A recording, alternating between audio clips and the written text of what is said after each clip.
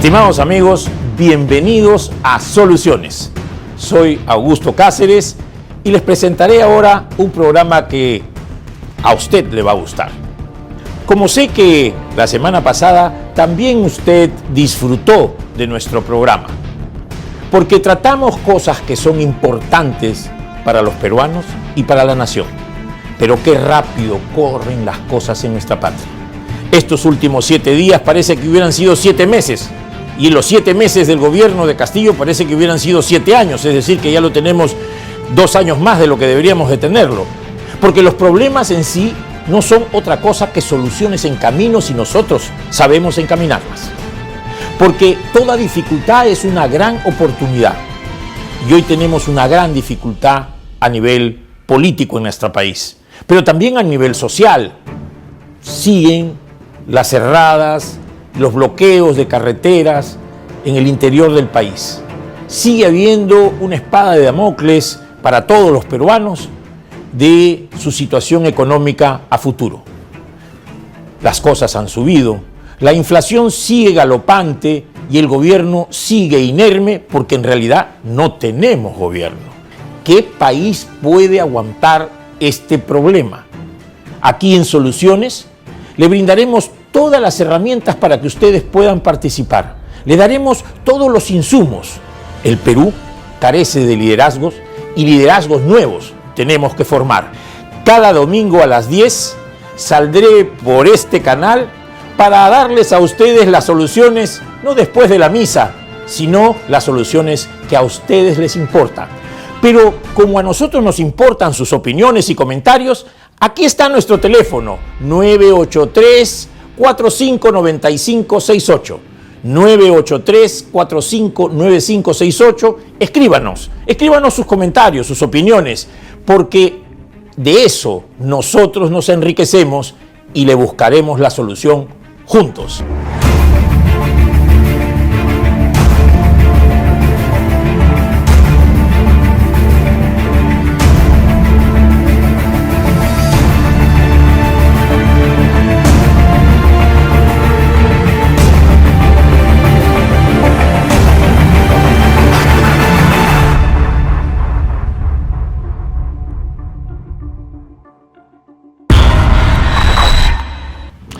Estimados amigos, un problema que ha conmocionado a la opinión pública es este pleito entre la Municipalidad de Lima Metropolitana y los padres franciscanos. ¿Quién se mete a pelearse con los padres franciscanos? ¿Quieren perder el perdón de Dios? ¿No les interesa que podamos tener pues una ayudita de nuestros sacerdotes, sobre todo franciscanos? ¿Por qué se les derrumbó la reja que había puesto la misma municipalidad? ¿Cuál es el problema y cuál sería la solución?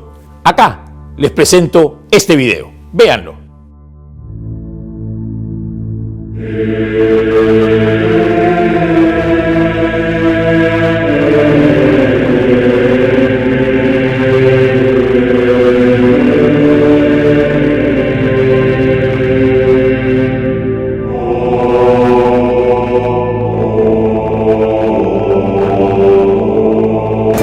Están rompiendo el muro del convento San Francisco.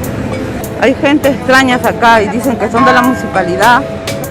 Los trailers necesitan ayuda. Esta madrugada, la congregación de hermanos del convento de San Francisco ha sido víctima de un atropello. Están que pelean los hermanitos. Luego los empujan. No les han avisado nada. La campana está que suena así, bien feo.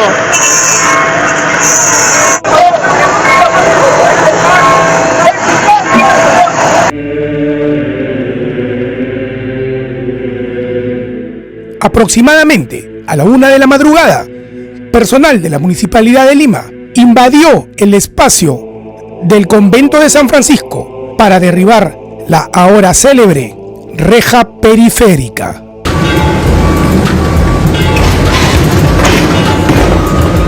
Este es un verdadero atropello, debido a que los hermanos de la congregación del convento de San Francisco jamás fueron notificados. ¡Ay! ¿Qué le puedo pasar? ¡Ay! ¡Ay! ¡Ay! ¿Qué le puedo pasar? ¡Abusivo! La pregunta cae de madura. ¿Por qué hacer esta intervención sin previo aviso y a altas horas de la madrugada?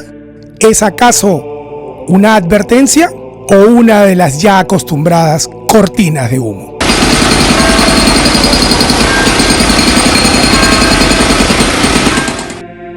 Un atropello y ofensa a la Iglesia Católica que merece una explicación.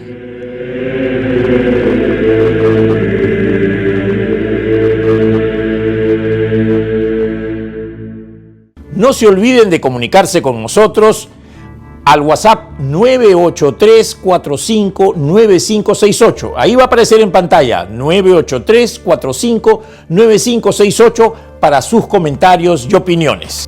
¿Qué les pareció este tema de la reja del convento de San Francisco? ¿Era lógico y justo tumbársela a la 1 de la mañana, despertando a los sacerdotes y rompiendo el diálogo? ¿Qué le pasa al señor Muñoz, que no quiere conversar? ¿O siempre fue alguien que quiere imponer su voluntad a costa de los demás? La conclusión, queridos amigos, y la solución es: siéntense a conversar, por favor, con los padres. Busquemos un punto de encuentro. Yo estoy seguro que ni los franciscanos ni las personas sensatas de Lima quieren pleitos. Lo que ellos nos piden, un poco de tranquilidad y paz, y los padres sabrán entendernos que en esa plaza todos queremos tener solaz esparcimiento. Señor alcalde de Lima, dialogue con los padres, ya que no dialoga con nadie más. En fin, vaya a misa, confiésese, comulgue, de vez en cuando no le hace mal a nadie. Así que hágalo por la ciudad que usted está administrando. El programa está mejor que nunca. Vamos a hablar sobre el crudo, que ya nadie habla. Sobre la autonomía universitaria y esta contrarreforma que muchos dicen que sí y otros que no. Vamos a aclararlo.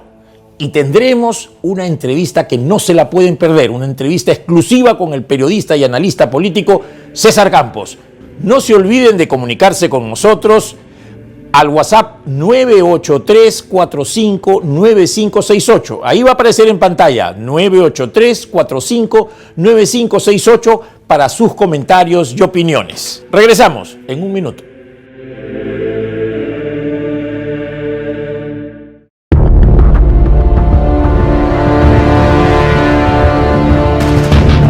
Regresamos con Soluciones, el programa que a usted no solamente le solucionará la vida, sino que al país le dará muchas soluciones. Los invito nuevamente para que se comuniquen por WhatsApp al número que figura en pantalla, que es el 983-459568. 983-459568, para que ustedes nos den sus opiniones, comentarios, cualquier duda. Aquí estamos, en Soluciones. Ahora les voy a presentar un informe sobre los derrames del crudo, los derrames de petróleo como el que hemos tenido en Ventanilla y del cual ya todo el mundo se olvidó. Échale tierrita y tápalo. Así no se solucionan los problemas del crudo. ¿Por qué? Porque los derrames de crudo pueden persistir hasta 15 años después del derrame. ¿Cómo podemos solucionarlo? ¿Qué formas modernas hay de algo que nadie nos ha dicho? Ahí viene el informe de los derrames de crudo y cómo solucionarlos. Diariamente salen millones de embarcaciones al mar, por lo que no es extraño que existan derrames de hidrocarburos. Recoger combustibles de la superficie del mar no es nada fácil. Afortunadamente, existen técnicas apropiadas para ello. La cantidad de toneladas de combustible fósil o hidrocarburos que se requiere para mover diariamente a los miles de enormes buques que circulan por el océano es verdaderamente apabullante. Todos esos hidrocarburos están destinados a ser quemados y terminar en la atmósfera. Casi todos los barcos se mueven a base de combustibles fósiles, desde los gigantescos hasta los más pequeños. Pero en ocasiones sucede algo peor ambientalmente. Los combustibles líquidos se derraman sobre el mar, produciendo una grave contaminación que afecta a los ecosistemas marinos. Es difícil creer que una mancha de aceite, gasolina, diésel o petróleo flotando sobre el mar pueda ser retirada. Marino. Debido al aumento en el tráfico de embarcaciones en los mares, los accidentes ocurren más constantemente. Cuando la Armada recibe un reporte de un accidente, inmediatamente se activa el personal. ¿Por qué se debe atender oportunamente? Porque al caer el hidrocarburo en el mar, flota y por efecto de las corrientes y los vientos se desplazan y los efectos tóxicos de estos compuestos pueden ser mayores. Así, activada la alarma, una pared flotante es pronto desplegada para ir presurosa al lugar donde ocurrió el accidente.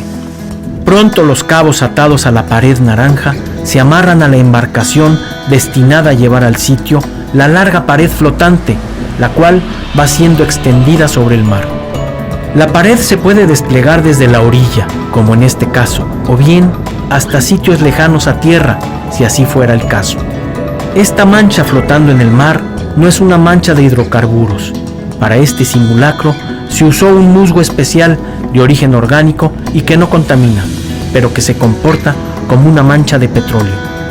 La pared pronto va rodeando como una serpiente marina a la mancha sobre el mar y la atrapa, evitando que pueda dispersarse. Este dispositivo se llama desnatador y efectivamente retira cualquier nata que flote sobre las aguas. Se coloca dentro de la mancha de combustible atrapada por el círculo que hizo la pared. Su objetivo es ir capturando solo lo que está flotando sobre el mar. Así, poco a poco y pacientemente, todo va cayendo al interior. Lo que cae dentro del desnatador es succionado por la coladera del fondo, la cual está conectada a la manguera succionadora accionada por una bomba. Finalmente, el hidrocarburo colectado es almacenado en tanques y retirado del mar. Por cierto, el musgo utilizado como mancha sobre el mar es una turba, es decir, un musgo natural, que también se utiliza en manchas pequeñas donde no es posible desplegar la pared. Entonces absorbe todo el combustible y una vez saturado se retira del agua. Indispensables labores y técnicas al servicio de los ecosistemas marinos y por lo tanto de todos nosotros. Todos los vertimientos de hidrocarburos en el mar son sujetos a altas sanciones por sus daños al medio ambiente, pero lo más importante son las acciones concretas para limpiar el océano. Ahí se los dejo de tarea. Pues vamos a tener un informe en la cual la parte central de este informe va a ser las declaraciones, los comentarios de la doctora Geri Román Ruffner. ¿Quién es la doctora Geri Román Ruffner? Es la primera rectora de la Universidad Nacional Mayor de San Marcos, la primera rectora mujer en sus 470 años de fundada. Ella tiene los pantalones muy bien puestos, así que veamos este informe. Al enterarnos de que el aplicativo del Ministerio de Economía había quedado suspendido en el año 2018 y que no teníamos profesores porque no nos daban ni las alzas ni las bajas, y también de los trabajadores cesados y fallecidos, nosotros nos encontramos con una situación muy crítica. Hemos estado viviendo durante estos años con un engaño de los profesores contratados con recursos directamente de la universidad, tocando el erario que generaban los profesores y los trabajadores para poder seguir manteniendo la educación de calidad. San Marcos, en sus 470 años de historia, siempre buscó la calidad. Nosotros somos la historia viviente del Perú, eso es lo que tenemos que entender, que somos la historia viviente del Perú en los 470 y vamos a cumplir 471 años. Y eso nos da la calidad moral para poder salir a las calles y reclamar lo que es el derecho a una educación de calidad, a una investigación para servir a los pueblos y al desarrollo de las comunidades y del país. Aquí no se trata de ninguna contrarreforma educativa. Aquí no se trata de permitir que universidades que no sirven para nada prosigan. No, eso está fuera de toda ecuación. Lo que habla la doctora es de la autonomía universitaria. ¿Y saben ustedes qué significa la autonomía universitaria? La autonomía universitaria significa que las universidades puedan formar personas críticas, puedan formar personas que tienen capacidad de poder pensar, que tengan capacidad de poder tener posiciones adecuadas en beneficio del país. San Marcos, como muchas universidades del Perú, son un crisol de peruanidad. Ahí llegamos todos y nos licuamos en este mestizaje cultural. Eso es San Marcos y eso también es las universidades públicas del Perú y algunas otras universidades privadas. Nosotros, como San Marcos, no debemos seguir pensando que debemos ser exportadores de talentos y exportadores de materia prima. Tenemos que ser exportadores de productos acabados y que los talentos vengan y se reinviertan acá en el país. Ese es el sueño de San Marcos. Y quiero que sepan así, porque yo debo dar gracias a Dios que me eligieron rectora, siendo la primera mujer en los 470 años, pero no me asusta nada, ni la muerte. Lo único que me asusta es lo que decida Dios. Pero si Dios viniera y me llevara de la mano, también me iría contenta cumpliendo los sueños por los cuales puse en un programa de gobierno la defensa de la autonomía universitaria, el cogobierno de los 3 estamentos, porque así tiene que ser, y defender el honor de San Marcos. Eso es muy importante. Y le guste o no le guste a los hombres, porque hay algunos hombres que no les gusta y que empiezan a atacarme, y algunas universidades también, debo decirle que sí, San Marcos, yo me siento la dueña, la reina, porque tengo el cetro del poder real que me da los 470 años de historia, y por eso es que tengo que hacer la pelea, y por eso voy a salir. Y eso no se puede perder en esta situación en la cual nos encontramos. ¿Cómo fue que salió Víctor Raúl Haya de la Torre? Personaje importante. ¿Cómo fue que salió Mario Vargas Llosa? ¿De dónde salió Víctor Andrés Belaúnde? ¿De dónde salió Luis Bedoya Reyes? ¿De dónde salieron Cayetano Heredia, Abraham Valdelomar? Tantos y tantas personajes que han construido esta patria. Y también peleamos por una educación inicial, una educación básica regular de calidad. Y aunque muchos no entiendan, sí estoy planteando también esas modificaciones de la ley en que los niños de 0 a 5 años deben tener su colegio para que tengan el aprestamiento y no estén abandonados a su suerte, porque hoy día el padre y la madre trabajan, y que tengan su desayuno, su almuerzo y su lonche, y que a las universidades nos tienen que dar el presupuesto que nos merecemos.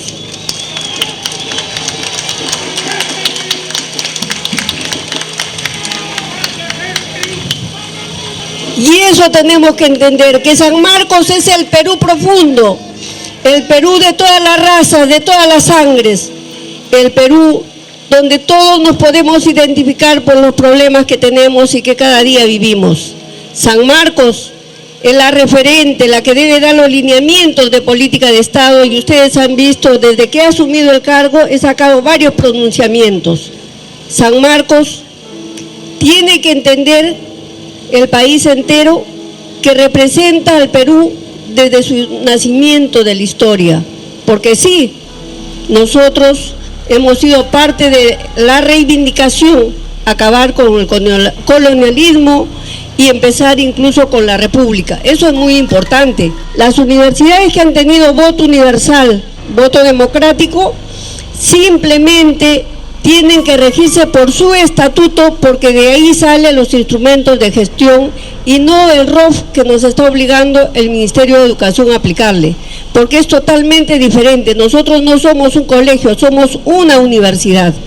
Y este pleito que hace San Marcos por la educación no lo está haciendo solo por San Marcos, lo está haciendo por todo el Perú, porque San Marcos es el Perú profundo, es el Perú de calidad, es el Perú que busca la educación y la excelencia y la investigación.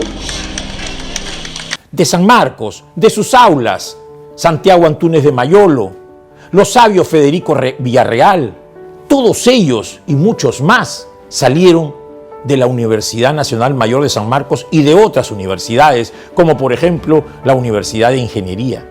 ¿Cuántos otros se han formado que han dado posición a nuestra patria y la han puesto muy por delante de otros países? Eso se pierde con esta reforma que han hecho, a la cual le han quitado a la universidad su posición para poder tener autonomía universitaria. Entonces, ¿qué buscamos nosotros? Llegar a cada uno de los pueblos y que las especialidades se desarrollen ahí de acuerdo a la necesidad de cada comunidad. Y que los chicos no tengan que venir a Lima a pasar una serie de necesidades y peripecias lejos de sus padres, sin tener un techo, sin tener un alimento digno para poder seguir desarrollándose. Eso es lo que está buscando San Marcos. Los congresistas tendrán que escuchar y tendrán que evaluar también el compromiso que han asumido con el país para exigir que esta autonomía, que SUNEDU también mantenga la autonomía dentro de esta ley 3220 y que los docentes que son representantes de las universidades públicas, de la universidad privada y la Junta de Decanos, y también los dos ilustres que se aparecen ahí dentro del artículo 17, sean electos democráticamente, para que se pueda trabajar con transparencia, con honestidad y no estar dependiendo del poder político de turno, porque hoy tendremos un color, el próximo año otro color y no podremos avanzar en la educación. Y sí, debo reconocer que el presidente Castillo siempre dijo que iba a luchar por la educación y esperamos que él también cumpla con este deseo, con esta propuesta de gobierno, porque queremos hacer el cambio para poder tener un Perú libre y en desarrollo.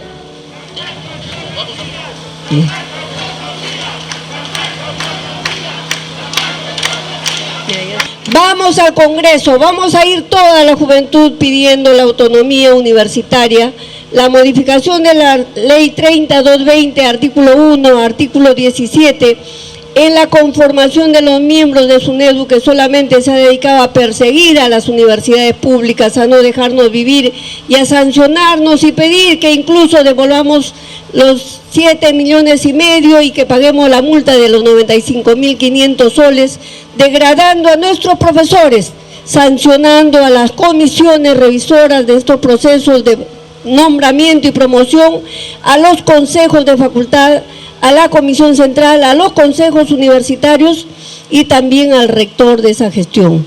Pero lo más insólito es que ocurre que nos sancionan por el año 2014 y 2017 cuando yo no estuve en esa gestión.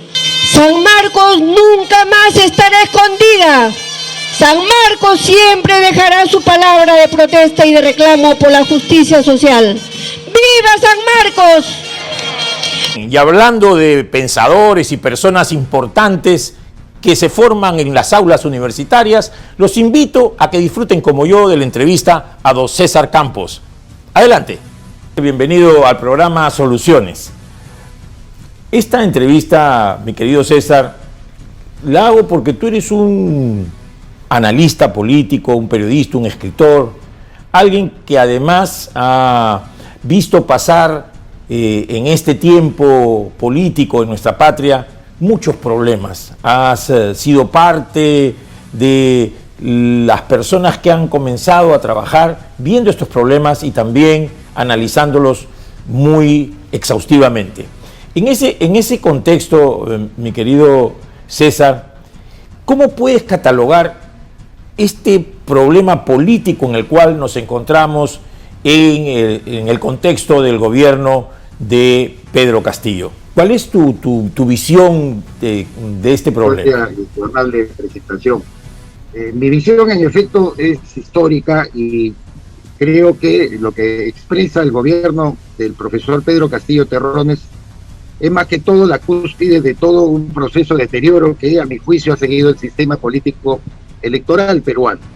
Porque si bien hay que señalar con toda claridad cómo fue que durante el gobierno de Alberto Fujimori se envileció todo el sistema político, sobre todo permitiendo la proliferación de partidos, los vientres de alquiler, los cascarones que no representaban a nada, en contra justamente de eso que el propio Fujimori llamaba la partidocracia tradicional, que eran los partidos que mal que bien habían constituido núcleos importantes de aglomeración ciudadana con el propósito de expresar un punto de vista. Había partidos de izquierda, partidos de centro y partidos de derecha que no requerían que abundaran mucho más al gusto de caudillos. Entonces, ese sistema envilecido, a mi juicio, alcalde, no fue corregido por los llamados redentores que luego celebraron la caída de Fujimori, que trataron de implementar una serie de reformas, pero durante más de 20 años, desde el 2001 a la fecha, no han podido introducir las reformas más importantes. De tal manera que, como todos sabemos, Pedro Castillo es expresión más bien de un voto de negación. Nadie afirmó el disparatado programa de Perú Libre que lo llevó al poder. No es que más del 50% del Perú sea de izquierda y que quiera una reforma constitucional ni nada que se le parezca. Simplemente es la expresión de un sistema ya caduco, deteriorado, y que ojalá, y finalmente lo digo, en el Perú existiera capacidad de consenso, de conversación, de diálogo coherente para refundar ese sistema político electoral. Lamentablemente yo no veo por ese lado ninguna salida hasta el momento. Y en mérito a eso, César, ¿cuáles crees que serían las reformas más urgentes, las reformas políticas más importantes, si es que se dieran los consensos, si es que se pudiera hacer? ¿Cuáles serían, con cuáles tendríamos que empezar, cuáles deberían de ser estas que nos lleven a salir de este pantano? Justamente, yo creo que hay que procurar, probablemente con la convocatoria muy amplia y bastante desprendida de diversos sectores que ya no tienen que estar solamente expresados, repito, por esta multitud de partidos políticos que no tienen además la capacidad de poder enraizar a sus componentes, a sus militantes. Tú has visto, alcalde, cómo llegan al Congreso de la República, lo primero que se produce son los transfugismos, las renuncias. El propio último ministro Héctor Valer tiene, la verdad, pues, en vez de un currículum, un prontuario político impresionante, de haber pasado por diversos partidos. Todo eso tenemos que acabarlo. En todo caso, yo creo que una solución sería tener una convocatoria muy grande para poder colocar nuevamente la bola al centro de alguna manera y procurar aproximaciones, porque hoy por hoy somos una sociedad muy enconada, muy polarizada, muy enfrentada, y yo lo he escrito en las últimas oportunidades en mis columnas de opinión, que temo mucho el escenario de una guerra civil, que no hay que descartarlo porque el Perú ha vivido guerras civiles como lo han vivido muchos países de América Latina, Colombia, Venezuela, propio Chile, lo ha vivido Ecuador. Entonces no es tampoco una situación que nosotros vamos a desear, ni yo creo que deba aproximarse. Sin embargo, este encono y esta enorme polarización que existe en nuestro país nos lleva a eso. Antes de llegar a la guerra civil es necesario que existan voces sensatas que convoquen a todos los sectores con el propósito de rediseñar este sistema político electoral que favorezca solamente algunas agrupaciones y organizaciones que tengan una identidad definida y no el caudillismo y la multiplicación de opciones políticas. Y tomando como hilo lo que nos estás comentando, ¿tú ves actualmente tanto a la izquierda, a la derecha o quizás al centro alguna voz sensata que pueda hacer que este peligro, esta amenaza de llegar hacia una guerra civil que ninguno deseamos, se pueda dar? No, por el momento no, porque todo el mundo capitaliza con la polarización. Hoy por hoy el grave problema de la pandemia sanitaria, el COVID-19, la implicancia y los impactos que tiene en el área económica, en el área social, en el área educativa, mira cuántos alumnos no han podido matricularse, seguir sus estudios. Eso conlleva pues a una desazón, a una molestia, a un enojo casi colectivo, en la que, como suele pasar en la historia no solamente peruana, sino universal, los polos son los que atraen. Tú recuerdas muy bien el caso de Adolfo Hitler. Adolfo Hitler era una persona que trataba de reivindicar una Alemania que consideraba castigada por el Tratado de Versalles del año 1919, que se le había cercenado territorios. Él levantó la bandera nacionalista, que siempre es muy grata para cualquier pueblo cuando trata de cohesionarse, ¿no? Predicó en los bares de Múnich, fue detenido, intentó un golpe, después de 4 o 5 oportunidades de postular a ser canciller, fue llamado el año 1932 y se inició quizá la era más penosa que haya pasado la historia universal en los últimos años. ¿Consecuencia de qué? De la crisis que se agravó, como recordamos, con el crack de Nueva York del año 1929. De manera que yo veo algo parecido en esto, alcalde, que estamos en la misma situación. La desesperación nos llega por las opciones polarizantes. Una voz sensata muy difícil de escuchar en estas circunstancias, y yo me temo que por eso es que un escenario de enfrentamiento, de guerra civil, incluso, mira, te pongo otro ejemplo, la pretendida liberación de el señor Antauro Humala, en este momento que procura el gobierno de Pedro Castillo y su disparatado ministro de Justicia, el señor Aníbal Torres, para mí tiene la búsqueda de la actividad de los reservistas que domina Antauro Humala, reservistas que están armados, reservistas que ya se expresaron con un andahuaylazo, reservistas que incluso pueden ponerse de acuerdo con los remanentes de Sendero Luminoso e iniciar, reitero, una indeseada guerra civil. Aquí entonces, si más bien sumáramos voces que describan estos escenarios y queremos evitarlo, ojalá que podamos ponernos de acuerdo para hacer algo mucho más prudente y sensato. Y en este contexto, César, la actuación de Pedro Castillo ¿cómo lo ves? Pues nos encamina hasta esa guerra civil o es parte de la solución, parte del problema? Vemos que este gobierno es sumamente precario, pero ¿cuál es su actuación, la actuación de él en este contexto tan difícil para el país? Las limitaciones propias que tirios y troyanos le reconocemos al señor presidente no es algo peyorativo. Todos sabemos que aparte de su IQ tan bajo, es una persona, como lo dijo su propio ex primer ministro Guido Bellido, un sindicalista básico que no tiene lectura, no tiene ni siquiera dimensión de lo que estamos nosotros conversando, sin tener pretensiones presidenciales ni nada que se le parezca. Las limitaciones de él lo hacen escuchar diversas alternativas.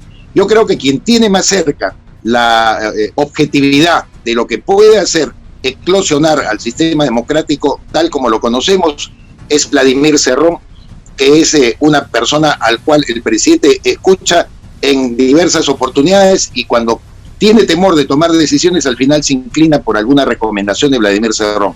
Si uno lee los tweets, las manifestaciones, las declaraciones y expresiones de Vladimir Cerrón, un hombre formado en Cuba, casado con cubana, que tiene lo que algunos llaman esta idea trasnochada de las revoluciones del siglo XX de origen castrista, y sin embargo es el hombre que a mi juicio, como muchos periodistas lo decimos, habla con claridad sobre lo que pretende. Y como tiene claridad, ahí es donde yo descubro este fenómeno de que cuando él habla de que el presidente Castillo puede ejercer un gobierno de izquierda apoyado en el pueblo y en la organización popular y las organizaciones de base, es porque él sí cree próximo un enfrentamiento del pueblo contra el pueblo con el propósito de generar unas nuevas condiciones objetivas, como llamaban los antiguos marxistas-leninistas, para desarrollar una revolución a su manera.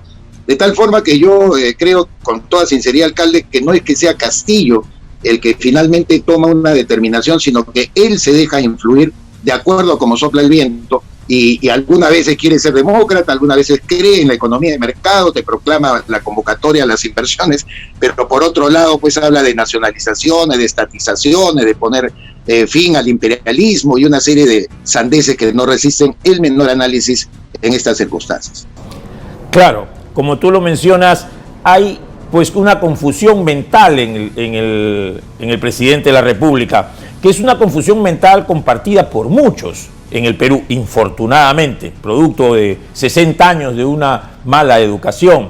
Es decir, hay gente que pues habla de democracia, pero es autócrata, habla de libre mercado, de la economía social de mercado, y quisiera que haya muchas empresas estatales porque no conocen, no tienen principios ideológicos, no tienen bien claro qué cosa es ser de izquierda, de derecha o qué es ser de centro, porque todo esto responde a una ideología.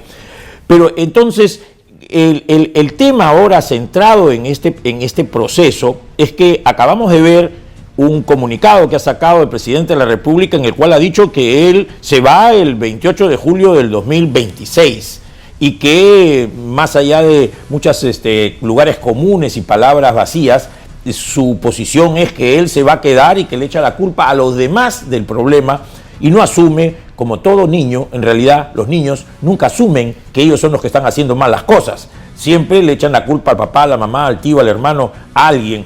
Entonces, este es pues un pensamiento infantil el que tiene el presidente de la República, no hace una labor de autocrítica. Vemos que el señor Valer todavía, en los procesos que hay, todavía está despachando, dice él, con el presidente de la República.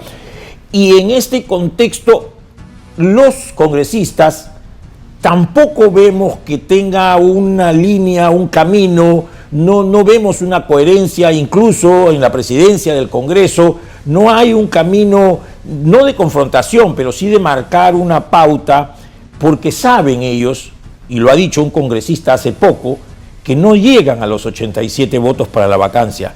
Sin los votos de la izquierda o de Perú Libre, Somos, Podemos y Juntos por el Empleo, por el Perú, no llegan a los 87 votos. Es en este contexto en el que él no quiere renunciar y los otros no ven las posibilidades de renuncia, estamos entrampados en este proceso.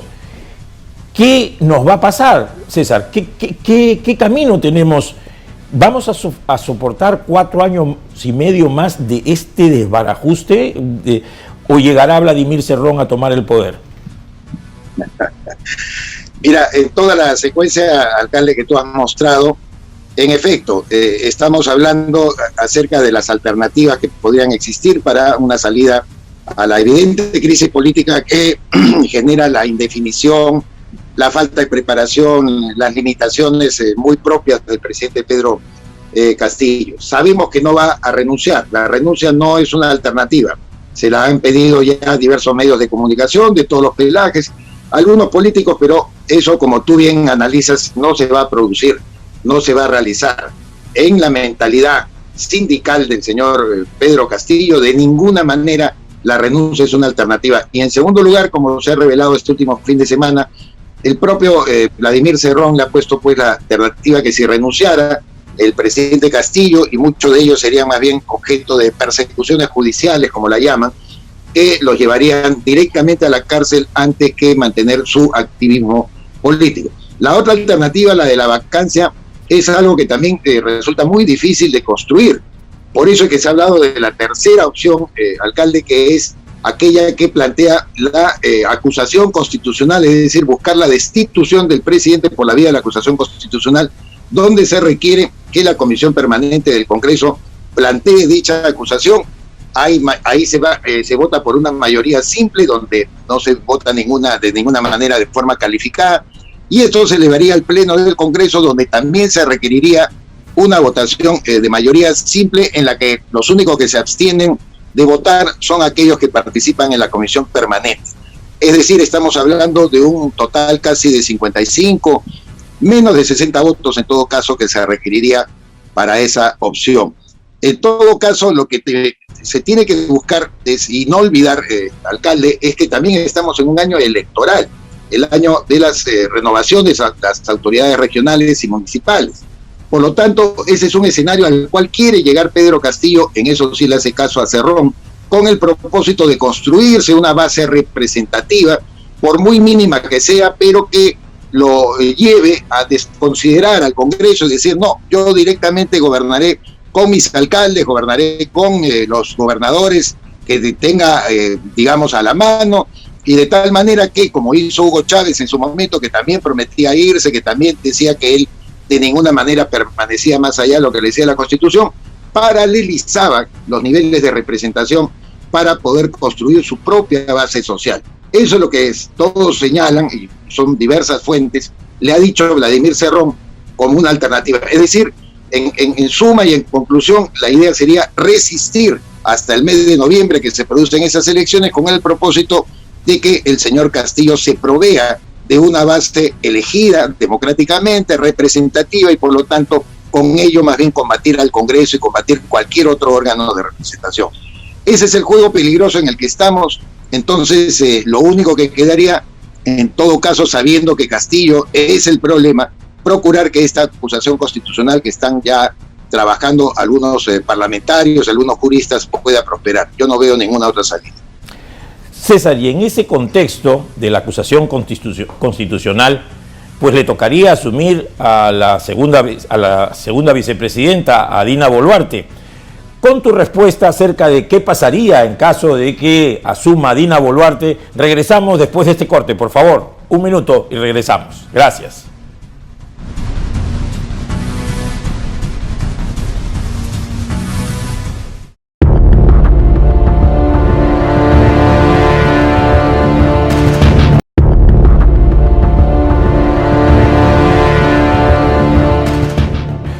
Muy bien, amigos, y ahora los invito a que me acompañen a la segunda parte de la entrevista con César Campos. Muy bien, amigos, estamos aquí en Soluciones acompañados del analista político y periodista, escritor, César Campos. César, te acababa yo de hacer una pregunta, habíamos quedado en que existe la posibilidad de que después que se prospere la acusación constitucional, que sé también que es un proceso un poco más largo que una vacancia, y superada esta con un número de votos que no necesariamente sería mayor a 60 votos, quien asumiría el cargo es la vicepresidenta, la señora Dina Boluarte. ¿Cómo ves en este proceso que es totalmente democrático, cómo ves tú esta ascensión o esta asunción de Dina Boluarte a la presidencia de la República, digamos, para este 28 de julio del 2022? Solo quedan dos contextos. Uno, que ella haga prevalecer la palabra empeñada que en cualquier circunstancia que el presidente Pedro Castillo abandonara el poder, ella lo ha dicho tajantemente, se iría también con él. Si incumple su palabra y es rodeada por quienes ya sabemos desde hace muchos años fabrican los espacios suficientes de captura del Estado y que son los denominados caviares, que son expertos a través de sus organizaciones no gubernamentales, el control de algunos medios de comunicación que tienen o digamos la alianza con algunos periodistas que procuran entonces presentarse como los redentores, también los buenos, la izquierda buena, ¿no? La socialdemocracia que cree en la economía de mercado, pero que de todo cumplen con las agendas que sus propias ONGs les otorgan.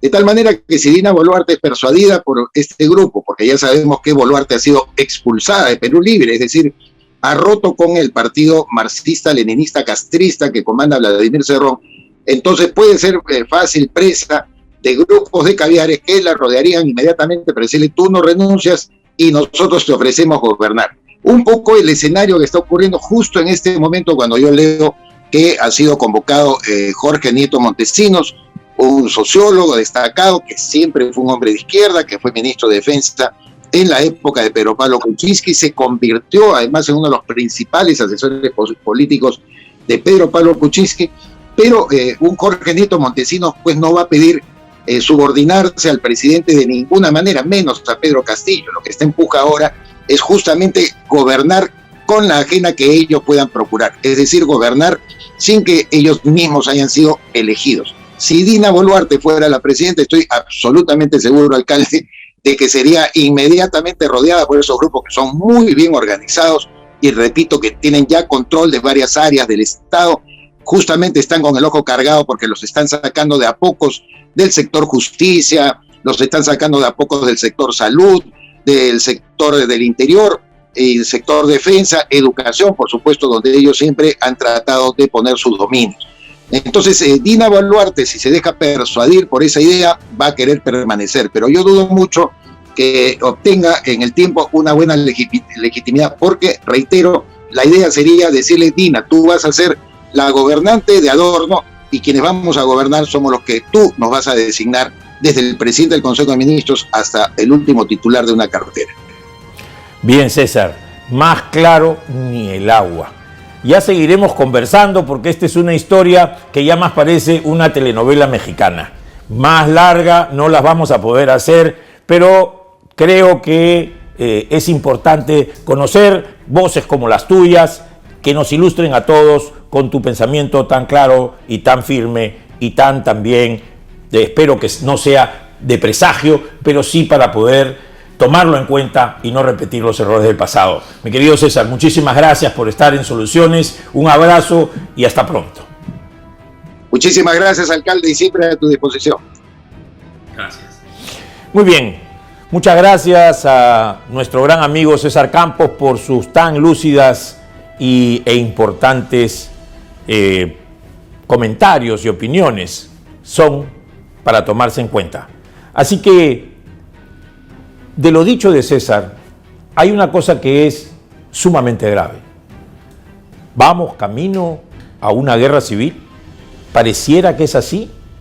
Eso hay que tomarlo con mucha delicadeza, porque quizás ese sea el camino que nos quieren llevar los violentistas e extremistas.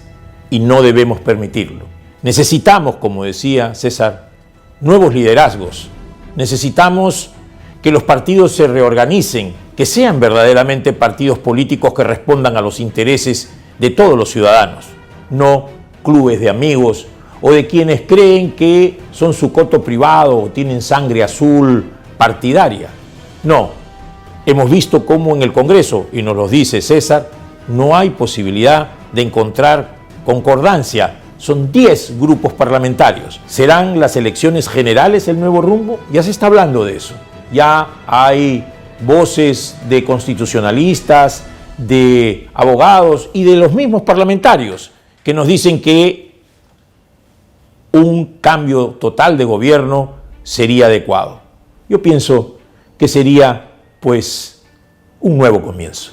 Mi conclusión es que caminemos sin prisa, pero sin pausa, firmes y felices por la unión. La población le ha ido perdiendo el respeto al presidente de la República. Veamos cómo dicen los memes que está construyendo su gabinete o que ya renunció a ser presidente, pero presidente de una pafa. En ese camino por construir una solución, porque así se llama este programa, es que les quiero presentar la posibilidad de dar un giro de 180 grados a cómo se está manejando el país. Un régimen parlamentario. ¿Quiénes tienen regímenes parlamentarios? Democracias avanzadas. Está Inglaterra, está España, está Alemania, Canadá. Es decir, un régimen parlamentario no es ajeno a la democracia.